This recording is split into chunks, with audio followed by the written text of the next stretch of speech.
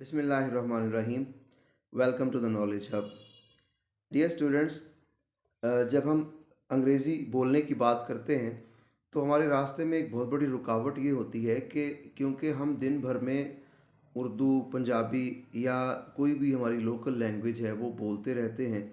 उसकी वजह से नेचुरली हमारे स्पीच बॉक्सेस जो हैं वो उसी तरह से मोल्ड हो जाते हैं कि उन्हें दोबारा से अंग्रेज़ी साउंड्स प्रोड्यूस करने के लिए मजबूर करना बहुत मुश्किल हो जाता है।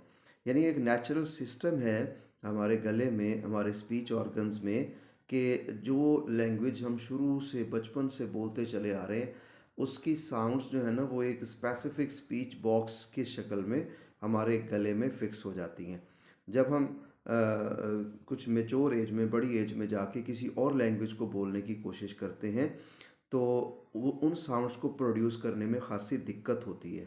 उसकी वजह मैं आपको बता रहा हूँ कि गले में ऐसा नेचुरली एक ऐसा सिस्टम डेवलप हो जाता है कि जो आवाज़ें, जो साउंड्स हम उर्दू, पंजाबी, अरबी या किसी और ज़ुबान के हवाले से अपने गले से प्रोड्यूस कर रहे होते हैं काफ़ी तवील अरसे से, तो वो साउंड्स, वो स्पीच बॉक्सेस इतने पुख्ता हो जाते हैं कि फिर वो उनको चेंज करना काफ़ी मुश्किल हो जाता है। तो उनको चेंज करने और अपने गले में ये सलाहियत पैदा करने के लिए कि आप अंग्रेज़ी की आवाज़ें प्रोड्यूस कर सकें, उसके लिए एक बड़ी अच्छी ज़बरदस्त एक्सरसाइज हो सकती है। और वो ये है कि आप कोई भी किताब उठा लें, कोई भी अखबार उठा लें और वहाँ से लाउड रीडिंग करना शुरू कर दें। ऊंची आवाज़ में आप किसी कहानी को, किसी ख़बर को, किसी सबक को ऊंची आवाज़ में जो अंग्रेज़ी में लिखा हुआ हो उसे पढ़ें। और पढ़ते हुए आप ये बिल्कुल भूल जाएं कि आपको इसका मीनिंग आता है या नहीं आता, आपको कहानी की समझ आ रही है या नहीं आ रही।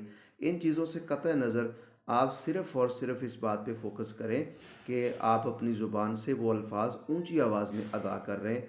ऐसा करने से, बार बार ऐसी प्रैक्टिस करने से इंशाअल्लाह आपके गले में, स्पीच बॉक्सेस में एक ऐसी फ्लेक्सिबिलिटी आ जाएगी कि आप अंग्रेज़ी की आवाज़ें भी अपने गले से आसानी से प्रोड्यूस कर सकेंगे।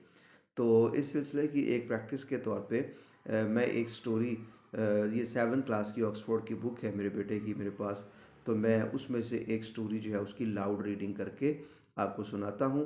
ये तो सिर्फ एक सैम्पल के तौर पे है ना, आपके लिए लाजमी नहीं कि आप 7 की बुक ही लें या आप ऑक्सफोर्ड की बुक ही लें। आप कोई सी भी इंग्लिश की बुक, कोई अखबार, कोई अंग्रेज़ी तहरीर लेके उसे चाहे आईने के सामने खड़े होकर ऊंची आवाज़ में उसको लाउड रीडिंग करें, तो इंशाल्लाह आपके गले के अंदर स्पीच बॉक्सेस में ये फ्लेक्सिबिलिटी पैदा होना शुरू हो जाएगी।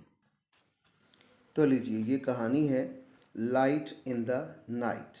अभी मैंने आपको बताया ये ऑक्सफोर्ड की बुक है क्लास 7 की, और इसके अंदर ये कहानी है लाइट इन द नाइट। ठीक है, आप इसको सुनिए।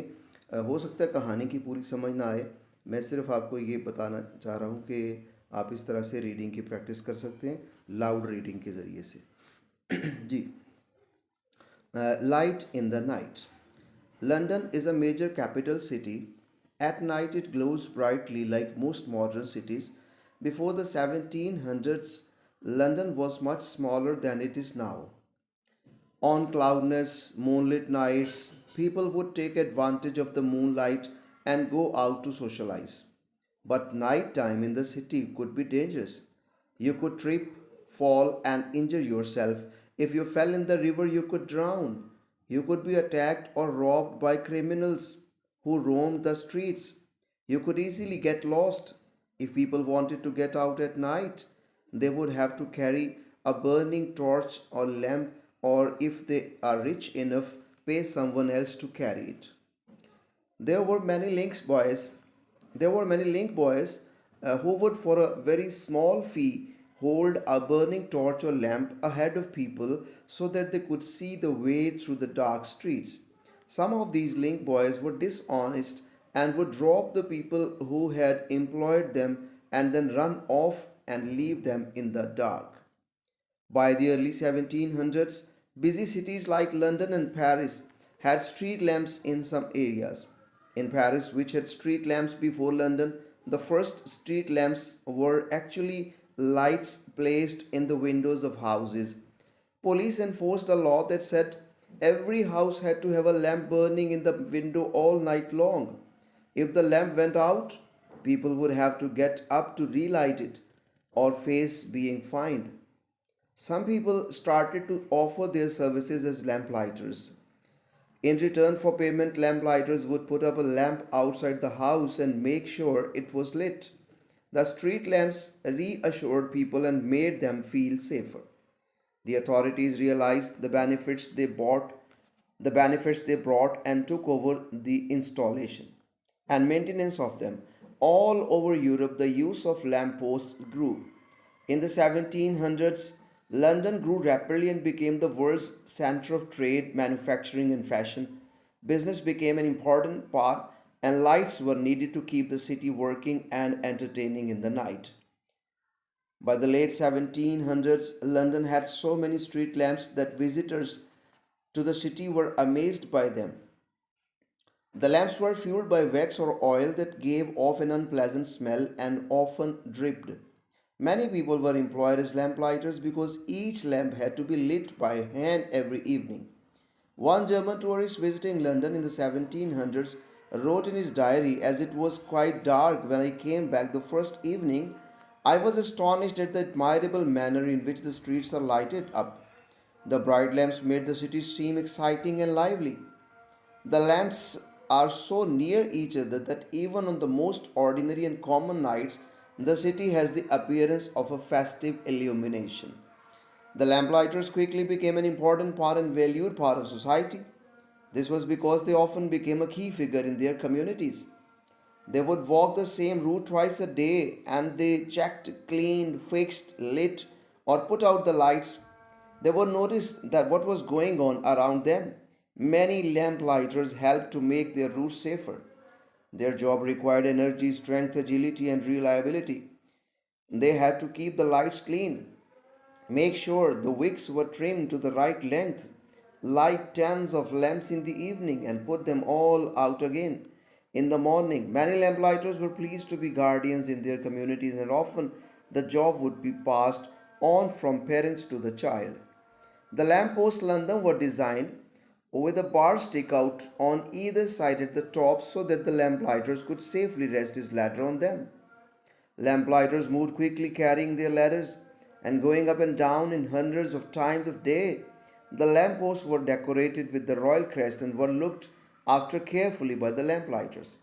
When gas lamps started to be used from 1805 onwards, they changed the work of the lamplighters. The gas lamps were much quicker to light and didn't require lots of the work like the oil lamps, such as changing the smelly oil and replacing and trimming wicks. Some of the lamplighters felt their job wasn't the same anymore. Charles Dickens captured this feeling in the story The Lamplighters. When one character talks about the change from oil to gas lamps, I foresee in this the breaking up of our profession. There is no more going the rounds to trim by daylight, no more dribbling down of the oil on the hats and bonnets of ladies and gentlemen when one feels in spirits. Any low fellow can light a gas lamp. Gas lamps were better than oil lamps in many ways, although a big issue with them was that every now and again one would blow up. Over time, gas lamps replaced oil lamps. Later, with the invention of electricity, gas lamps were replaced by the electric lamps, which now dominate modern streets. Today, there are still 1,500 gas lamps in London. 5 people are employed to operate them. They light them every evening and put them out every morning. These lights are carefully looked after because they are part of the city's history. Kensington Palace Gardens, in the name of a long avenue, London. It is lined with grand old buildings and is lit entirely by gas lamps. There you can imagine what it would have been like in London during the time of Charles Dickens. That's it. तो ये मुकम्मल कहानी मैंने reading की है just आपको ये बताने के लिए कि आप अखबार से या किताब से कोई भी अंग्रेज़ी की तहरीर लेके उसे ऊंची आवाज़ में पढ़ें। लाउड रीडिंग से आपके जो स्पीच ऑर्गन्स हैं वो उनके अंदर फ्लेक्सिबिलिटी पैदा होगी और आपके गले के अंदर ये सलाहियत जो है वो पैदा होगी कि आप अंग्रेज़ी साउंड्स अपने मुंह से अटर कर सकें। वैसे लिसनिंग भी इसका बहुत ज़बरदस्त तरीका होता है। मैंने तो अभी लाउड रीडिंग बताया, लेकिन लिसनिंग तो बिल्कुल स्टार्टिंग पॉइंट होता है। किसी ने यहाँ तक कहा था कि if you want to speak English lend me your ears, I will put so much English into them that it will pour down from your mouth। कि अगर आप अंग्रेज़ी बोलना चाहते हैं तो आप मुझे अपने कान उधारे दे दें, मैं उन कानों में इतनी अंग्रेज़ी डालूंगा, इतनी अंग्रेज़ी डालूंगा कि वो आपके मुंह से निकल जाएगी। यानी लिसनिंग कितनी ज़्यादा होनी चाहिए। तो आप जैसे आप अभी मैंने वीडियो बनाई है, आप इसको बार बार इस रीडिंग को सुने और लिसनिंग करने के बाद ख़ुद से इसकी प्रैक्टिस करें। आईने के सामने खड़े हो जाएं और कोई भी अखबारी तराशा ले लें, कोई किताब ले लें जिसमें अंग्रेज़ी तहरीर हो और उसे ऊंची आवाज़ में, बुलंद आवाज़ में पढ़ना शुरू कर दें। ये टेक्निक आपके गले में फ्लेक्सिबिलिटी लाने के लिए इंशाल्लाह मुफीद साबित होगी। लेकिन ऐसा करते हुए आपने अल्फाज पे गौर व फिक्र नहीं करना, ग्रामर पे कंसंट्रेट नहीं करना, किसी चीज़ को नहीं देखना। जस्ट आपने अपने गले में एक रवानी पैदा करनी, फ्लुएंसी पैदा करनी है कि अंग्रेज़ी साउंड्स आपके मुंह से रवानी के साथ, फ्लो के साथ जो है वो अटर होना शुरू हो जाए। तो ये प्रैक्टिस सिर्फ स्पीकिंग के हवाले से है। तो ज़ाहिर है जब आप पूरी कहानी को पढ़ेंगे कुछ ना कुछ आपको उसकी समझ आ ही जाएगी। तो फ़िलहाल हम यहाँ ये नहीं सीख रहे कि तर्जमा कैसे करना है, कहानी को कैसे अंडरस्टैंड करना है, ये हमारा फ़िलहाल मौजू नहीं है। इस वक्त जो मैं आपको टेक्निक बता रहा हूँ वो सिर्फ ये है कि आप अपने गले से अंग्रेज़ी आवाज़ें प्रोड्यूस करने के लिए अपने गले को कैसे फ्लेक्सिबल बना सकते हैं। Keep watching knowledge hub. अल्लाह हाफिज़।